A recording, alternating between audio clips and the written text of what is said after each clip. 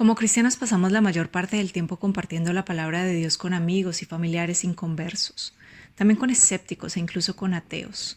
Les argumentamos de una y mil maneras la existencia de Dios, su poder y el regalo de la salvación a través de Jesús, logrando a veces dejar buena semilla, pero en su mayoría es como cisterna rota derramando agua de vida en corazones de piedra. También invertimos mucho tiempo en repetirnos entre nosotros mismos, entre cristianos, creyentes, esas promesas que han popularizado versículos bíblicos hasta exhibirse en los perfiles de Instagram o Twitter.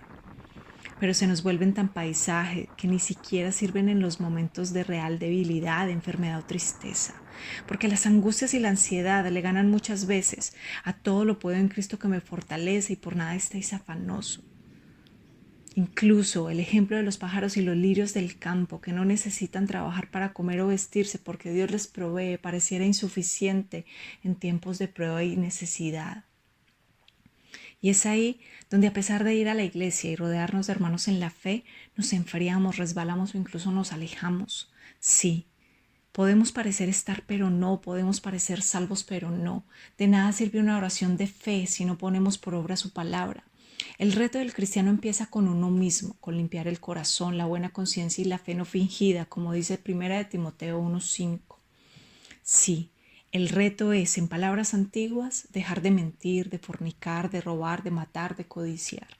En palabras modernas, dejar de ser ventajosos, mentirosos, infieles, desleales, borrachos o adictos. Dejar de hacer lo malo desde lo más profundo de nuestros pensamientos, porque es ahí donde se comienza a alimentar el pecado y las injusticias.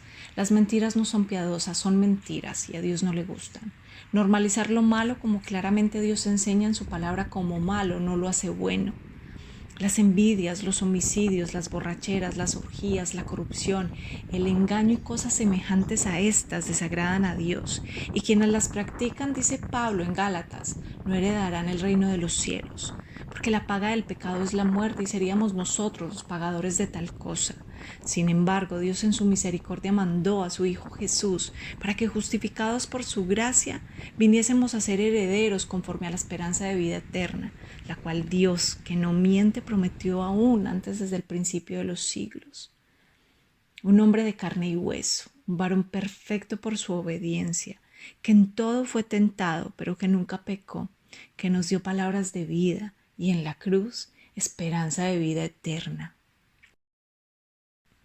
Y por eso Pablo insistía en Colosenses que debíamos hacer morir lo terrenal en vosotros, como la fornicación, la impureza, las pasiones desordenadas, los malos deseos y la avaricia, que es idolatría.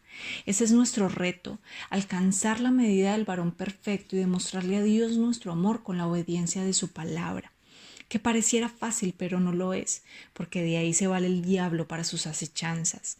Y no, no son cuentos ni fábulas, tal vez para los incrédulos, pero un cristiano tiene que saber que, como Pablo dice en Efesios, nosotros no tenemos lucha contra sangre ni carne, sino contra principados, contra potestades, contra los gobernadores de las tinieblas de este siglo, contra huestes espirituales de maldad en las regiones celestes. Sí, los hijos de Dios somos fuertemente atacados por el enemigo, para que caigamos y perdamos por el pecado la promesa de salvación que Jesús entregó en la cruz.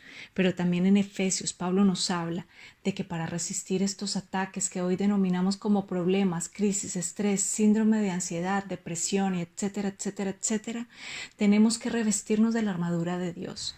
¿Y cuál es la armadura de Dios? Pablo la describe claramente en el capítulo 6 de Efesios. Es la verdad, la justicia, el evangelio, la fe, la salvación y el espíritu, que es la palabra de Dios. Orando en todo tiempo, con toda oración y súplica en el espíritu, y velando en ello con toda perseverancia y súplica por todos los santos. Y ese es el reto: orar, velar, suplicar, y por más miedo que nos dé desagradar al mundo, hacer lo justo y lo correcto, porque Jesucristo ya lo venció. Por tanto, si Jesucristo habita en nosotros, nosotros también lo vencemos cada día.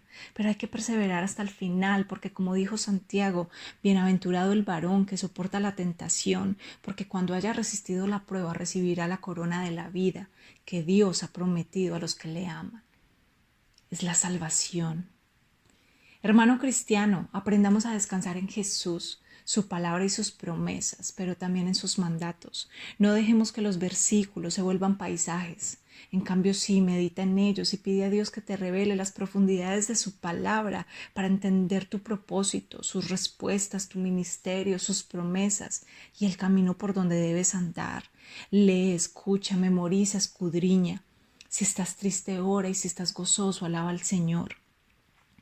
Demos gracias por todo, incluso por las tribulaciones, porque en ella nos perfeccionamos, pero no nos permitamos caer en depresión. Enfoquémonos, ocupemos nuestra mente y pongamos nuestra mirada en el galardón. Sí, a veces nuestra fe es llevada al límite por la cantidad de pruebas y dificultades, pero de eso se trata, de creer y ser fiel hasta el final, porque Jesús fue fiel hasta la muerte. Jesús dijo que en este mundo tendríamos aflicción, pero también dijo que estaría con nosotros hasta ese final. Recuerden que Dios llega justo a tiempo y bendito es quien pone su confianza en Yahvé y su confianza es Yahvé. Dice Jeremías 17:8, que será como el árbol plantado junto a las aguas, que junto a la corriente echará sus raíces y no verá cuando viene el calor, sino que su hoja estará verde, y en el año de sequía no se fatigará ni dejará de dar fruto. Son muchas las promesas de Dios en su palabra y no hay una sola que no se cumpla, porque Él es un Dios fiel y verdadero. Él va siempre delante de aquellos que en Él confían, endereza nuestros caminos, nos protege, nos da la provisión y en abundancia nos da sabiduría para las cosas de esta vida y la venidera. Solo nos pide santidad, como Él que es santo.